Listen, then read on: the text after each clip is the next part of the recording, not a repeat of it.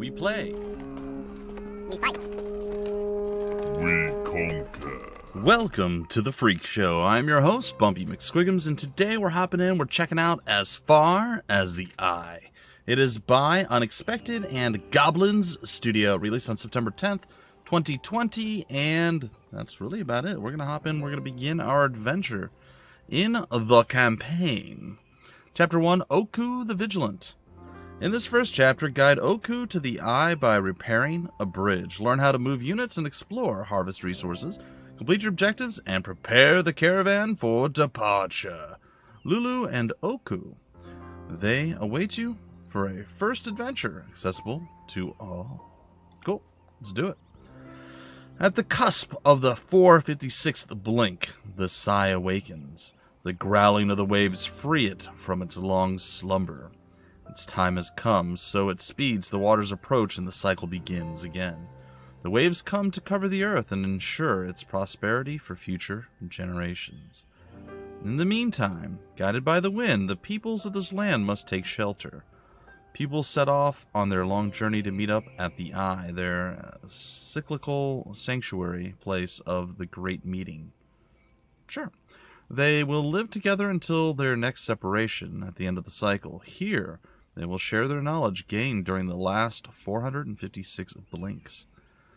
Later, the great tears will drain away, and it will be time to leave and start all over again. Okay. That's a lot of kind of information, yet still very vague. Interesting. You are the wind. I am the wind. You awaken to the sound of lapping water. The cycle begins again. It is time to accomplish your destiny. Alright. Huh. This is Oku. Oku is a pupil. Pupils are little curious beings that live in harmony with nature. They form tribes and settle in little villages. Camera. To move the camera around Oku, use the mouse wheel. Mouse wheel lets you zoom in and out. Can I also use WASD? I can WASD it up. This bar represents the time it will take for the events and the waters to arrive in this stage. The wave is here. It comes closer to Oku each turn. Alright. Turn 0. Oku is here. In 30 turns, this land will be covered in water. You, the Sai, must save Oku. Open the map to find Oku's position in the world. Today, Oku is here. Oku lives very close to the Eye and never has to go particularly far. Okay. So until the last blink, until the waves appear on the horizon, Oku inspects the area around the Eye. Oku's mission is to repair every damaged path to help other pupils on the last stretch of their journey. Each cycle, Oku welcomes the new tribes. Oku is always there when no one has yet arrived, and always leaves when everyone else is already gone. And while waiting for their arrival, rubble must be cleared, rope bridges must be fixed, and trails must be blazed. The Eye is here. At the end of the cycle, it is the destination for all pupil tribes. For Oku, it is the next step.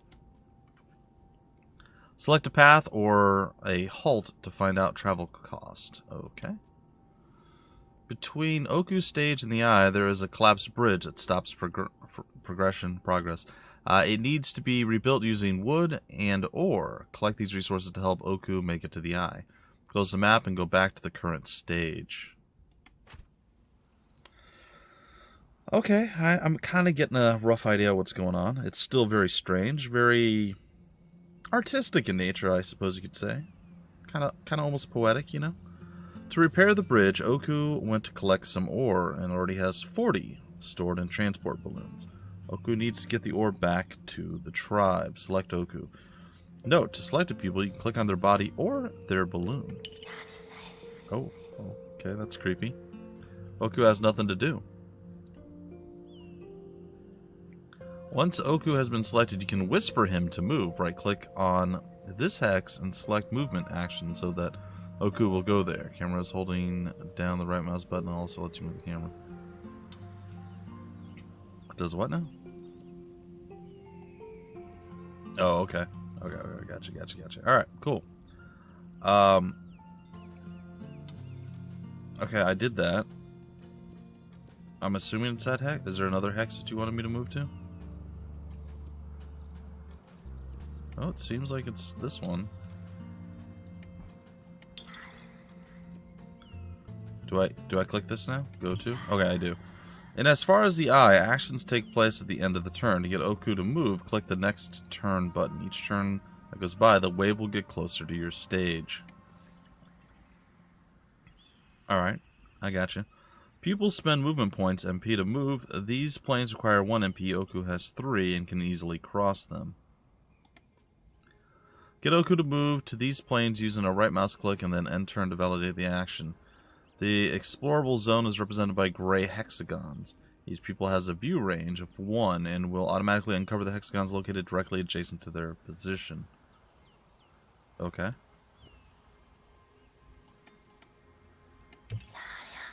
So, I feel like they're missing part of...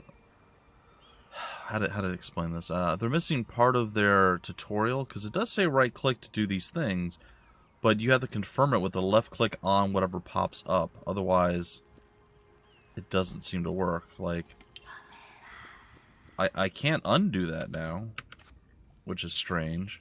You'd expect to be able to undo it, but apparently that's not the case. It says it's locked. I don't know exactly what that's all about.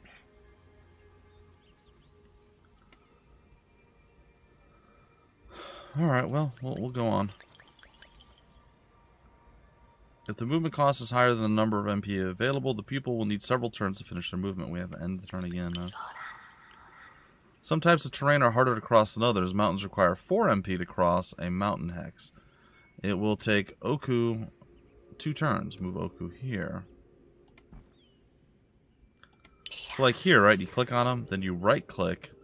That's not it though. Then you also have to left click. So I feel like they just missed that step, which is fine. It's not a big deal. And it's still kind of intuitive, you know, but it would just be nice if it was all sort of together types. It's fine. It's fine. Just ignore me. This is Lulu, the Caravan. Help Oku get there to drop off the 40 ore. Note over long distances, pupils will always choose the shortest pathway. Okay. Oh, that's so cool looking.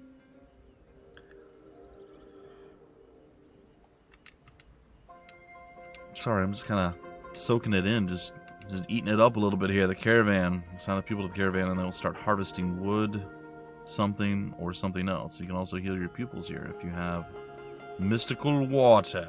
Alright. So click and go. Oku has brought the 40 ore to the Caravan. The 40 ore are now in the stockpile. Resources can't be used until they have been put in the stockpile. Now, only wood is needed to build the bridge. Wood can be found in forests and jungles. Explore the Halt to find some more. Okay. Not really going to give me any kind of indication as to what I need to do, huh? Alright. Well, if I had to guess, and I suppose I do, I would assume that in this region would be the forest. Though it could be right over here around the pond. I don't know, or the lake. We have 3 movement. I say we go there. I found me some trees.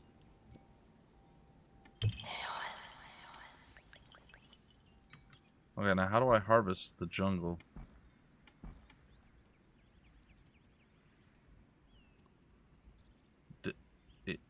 It isn't it in. It says no resource. Oh no. The jungle was a lie, ladies and gentlemen. The jungle was a lie. Oh, I'm super disappointed now. I kind of hard committed to that.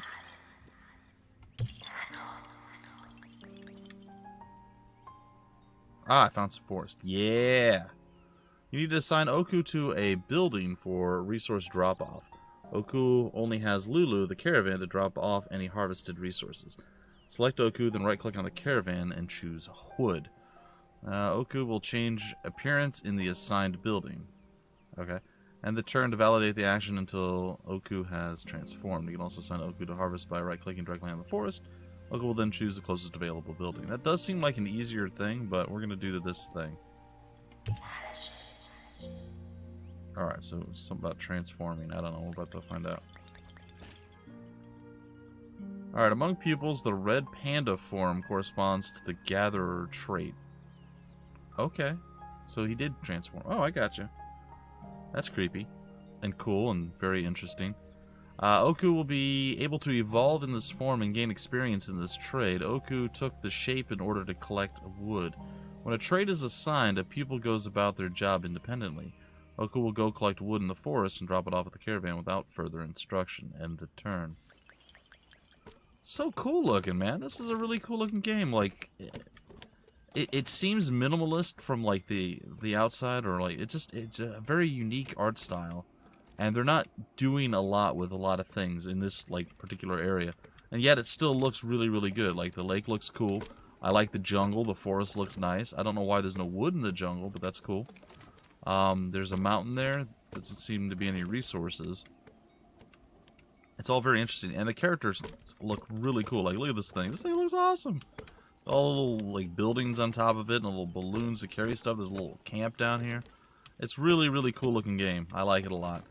Oku is not a very experienced gatherer, and it will take 3 turns to collect wood. Oh, dear. I mean, how much wood is he collecting per thing? It's like, it says 2 MP. 2 movement points, okay. Oku has collected 40. Oh, well, that's convenient. Cool. Oku knows what to do and will bring the resources back to the stockpile without the necessary instruction. As long as you don't give a pupil any other tasks, they will go and collect more resources by default. A pupil has less than 1 MP while carrying resources.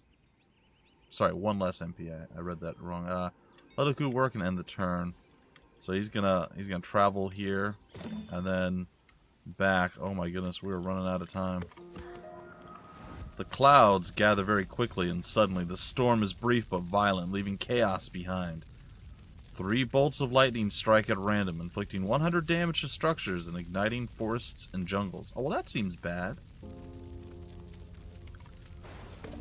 A bolt of lightning struck this forest, and the wood is burning. If Oku stays here, it might get badly burned. If a pupil takes too much damage, they will be called back to the Sai and will disappear.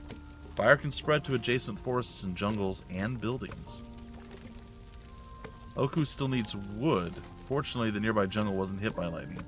Assign Oku to harvest in the jungle by selecting him and right-clicking. Oh, yeah. And then end the turn to do the necessary wood. Alright, so now we can get the jungle? Okay. So it was scripted that we had to do what we had to do. I got you. Did I do that? I did that right. Alright. We can't put out the fire? That's not a thing that we can do, huh? Oh, that's cool. Look, he's like, all praise the trees, and then the wood's coming out. That angle is a lot better. I kind of get to see what's going on. It's just like flying out at him. That's really cool. A plane sells wood resources depleted. Yeah, I'm aware. Alright, we're running out of time, guys. We got to get moving. Come on, Oku.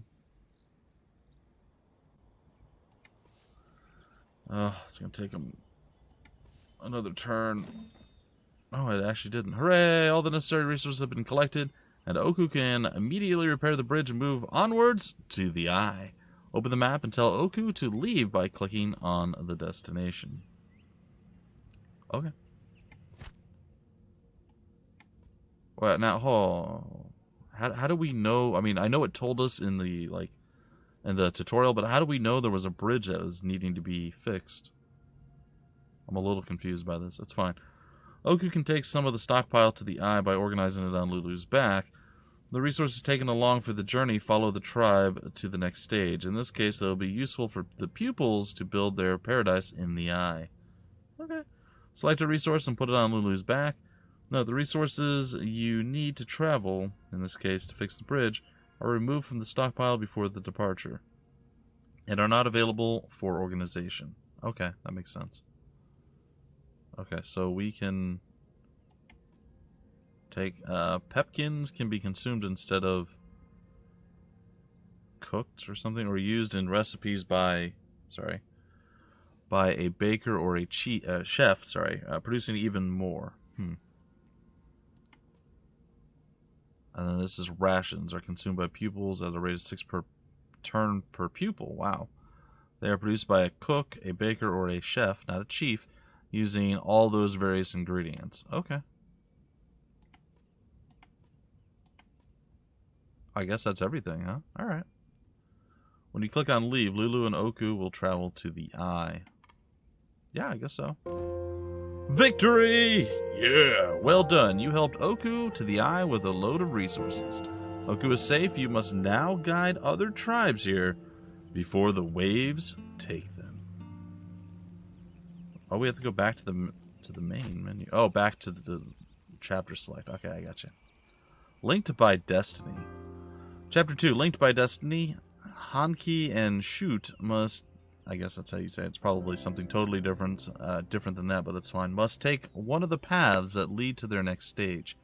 Can you help them get the necessary resources? Learn to choose a path according to the available resources and halt biomes. Construct buildings, tame, what is that, rhinophilos?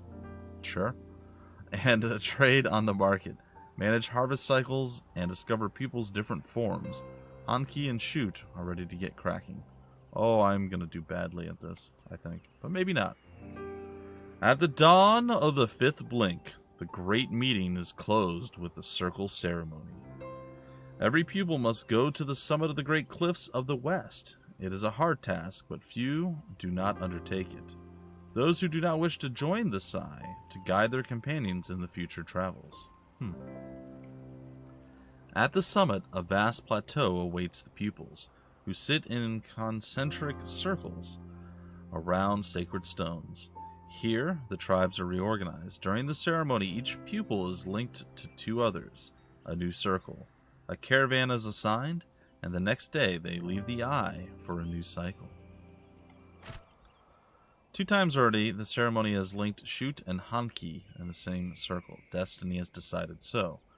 The cycle is reaching its end, and the wind in their balloons has come to announce the arrival of the waters. It is time to leave and make their way to the eye. This time Shoot and Hanki will make the climb to the sacred plateau together. Even though their egos will never let them speak of it, their impatience for the ceremony is tempered by apprehension. Okay. This is the caravan. The tribe is composed of 2 pupils, Shoot and Hanki. Open the map to look at the tribe's journey. Alright, so we have 2 paths. This is a small balanced halt, and this is a medium rainforest halt. Cost a whole bunch of the food stuff and some stone, I'm assuming. And then over here, the medium fertile lands halt. Cost a lot less. Well, in like total resources. Shoot and Hanki's tribe is currently 2 halts away from the eye from their position. 2 different paths are also available. Each path has its own difficulties and can lead to very different terrain in which it can be harder to progress. Select the top path to see how much it costs. You can also select the halt to find out the travel cost. Okay. To go by the top path, you need to cross a bridge. Where does it say bridge? Like, I know it's explaining it to me in the bottom, but where on the screen does it explain to me that there's a bridge needed? Is that just the automatic cost for the bridge is going to be the 40 and the 80? Because I don't really see anywhere else that it explains that or it says that. But the bridge has collapsed and you will need to repair it with wood and ore. Your pupils will need to harvest these resources to go this way. This path leads to a fertile land halt. There are many lakes, so movement can be difficult. However, there will be a lot of arable land. And there is probably a lot of fish. Now select the bottom path. On the bottom path, the tribe will have to cross a glacier to reach the next halt. They will need to collect Pepkins to have enough food and some stone, flint, to start fires and warm up. Maybe it's just part of the storyline and that's how it explains it. Okay, I mean, that's fine.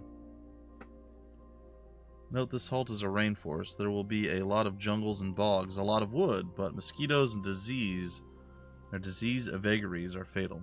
Huh.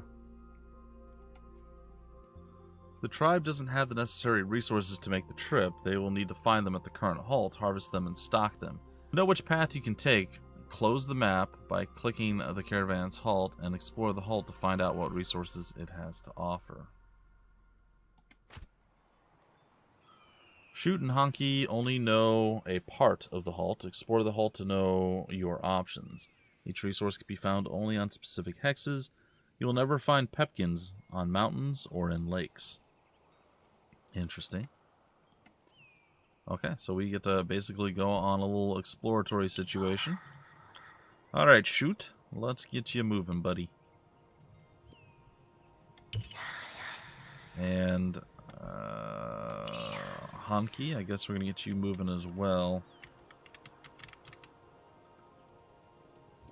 Oh, literally, okay, I see. I'm like, I can't move. It's a very small area, so there's no real map scrolling here. Actually, I could probably just move there.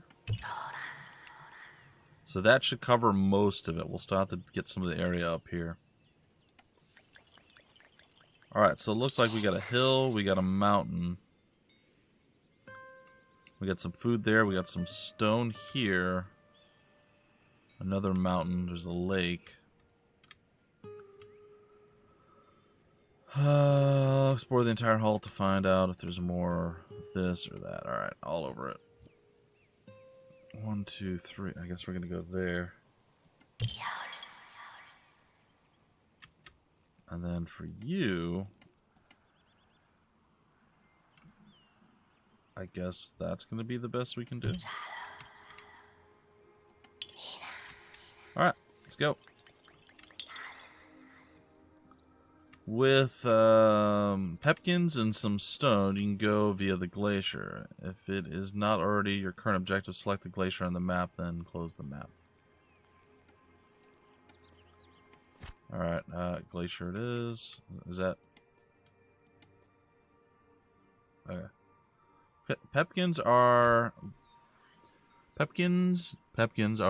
just because it shows the sign. Anyway, Pepkins are a base resource and can be harvested via the caravan.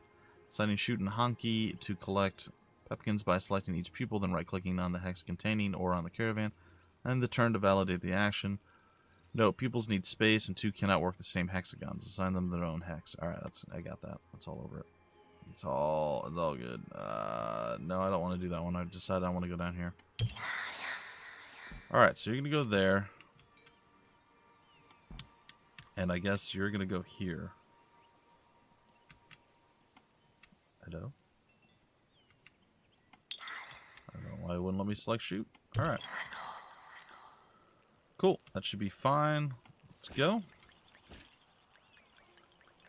And the red pandas are off. Have changed appearances to take on their gatherer form. They will each go to work on their own hex without getting in each other's way. The pupils will collect Pepkins for 3 turns and drop them off in stockpile, and then go back to harvesting. A pupil will continue performing the same assigned action until you stop them or they run out of resources to harvest. Alright.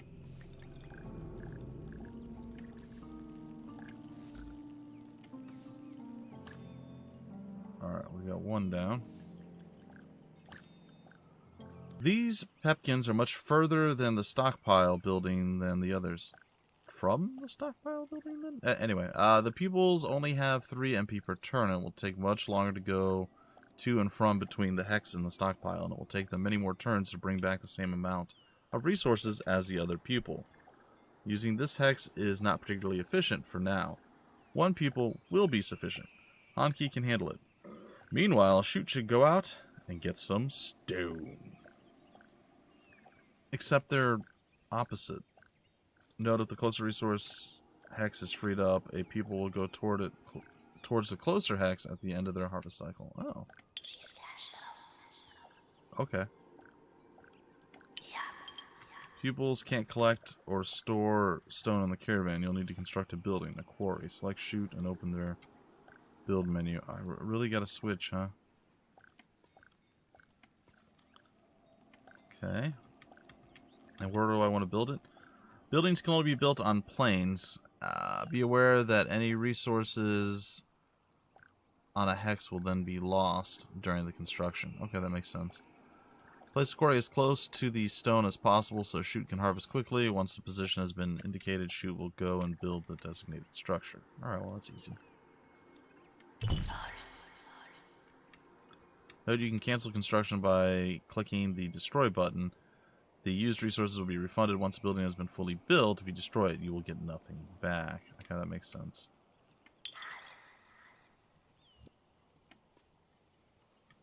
It makes more sense for her to go there. Alright. Well, we'll get them to get moving, I suppose. I don't know how long it's going to take them to build. Sorry, folks, I keep getting interrupted during this.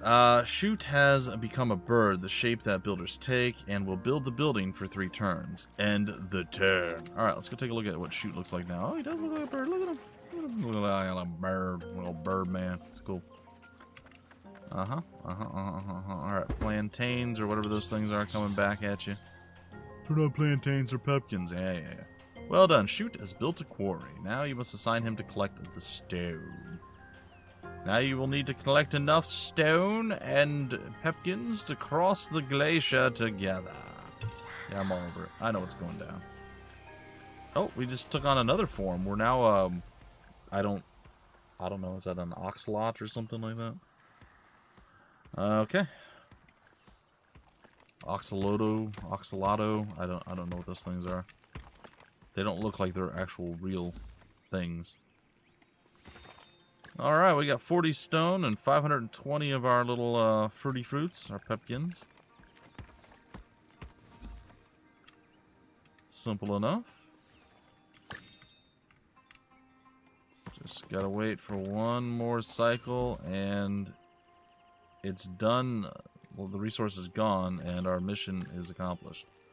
Okay, everything has been done. Go there and let's go to the next halt. We're gonna bring our extra pepkins. Oh, sorry. The pepkins and stone needed for this journey have been removed to the stockpile, but some resources remain. Everything you leave behind will be lost. Take as many resources as you can by placing them on the caravan's back. If you have them, blah, blah, blah. We did this before. Alright. Can I please? There we go. Oh, I see. This is going to get more complicated as time goes on. I almost didn't grab the stone. But I did. In the end, I grabbed the stone. Leave. Okay, let's do it. Yep, we're ready to leave. Now, the tribe has crossed the glacier and is now in a tropical halt. They must stop for a while so they can find the necessary resources to cross the next obstacle. However, the halt they left behind is now under the waves. They mustn't tarry on their way to the eye. The eye is the next halt. Select the eye or the path to the eye to find out what the pupils will need to get there, then close the map. Alright, looks like we need a little bit of ore and a lot more stone. This halt is a little different from the previous one. It's a tropical biome, where one will find more jungles and bogs than in other halts. In a regular playthrough, the pupils start their journey in a large, balanced halt. It's as it's where the tribe had decided to live for the cycle. As such, one can find practically everything there. Oh, hello, Luane. Here is the caravan, which has just arrived at the halt. For now, the pupils are inside. Oh, okay. They get out when the beast has settled for installation. The caravan moves exactly like pupils, but only has 2 MP. Move the caravan to a strategic location to install the camp. Note the caravan can't be set up on land that's too steep or too wet. It will only be happy on a plain and can crush, but it can't crush trees of a forest to make enough space. Well, that's weird. Alright, folks, I think I'm going to break off the episode right there. I really enjoyed this game. It's very unique. It's like they took the 4X formula, kind of turned it on its head, threw a little bit more of like stylized art and just like a different approach. It's not super combat heavy. In fact, I don't even know if there is combat in the game. There's just challenges and resources that we have to gather and like a terrifying time thing where we're all going to drown if we don't get through it. So it's interesting. I like it. I want to see more. Hopefully you guys do as well. If you want more information about the game, where to get the game, information on the developer, the publisher, any of that wonderful fun stuff, it'll all be down below in the description of the video and various links and things of that nature. And if you happen to enjoy this video, go ahead and leave a like, subscribe to the channel, do all the YouTube stuff, guys and gals. Until the very next one, I have been your host, BUMPY-MCSQUIGUMS. Thank you so much for stopping by the Freak Show, And always remember, we play, we fight, we conquer.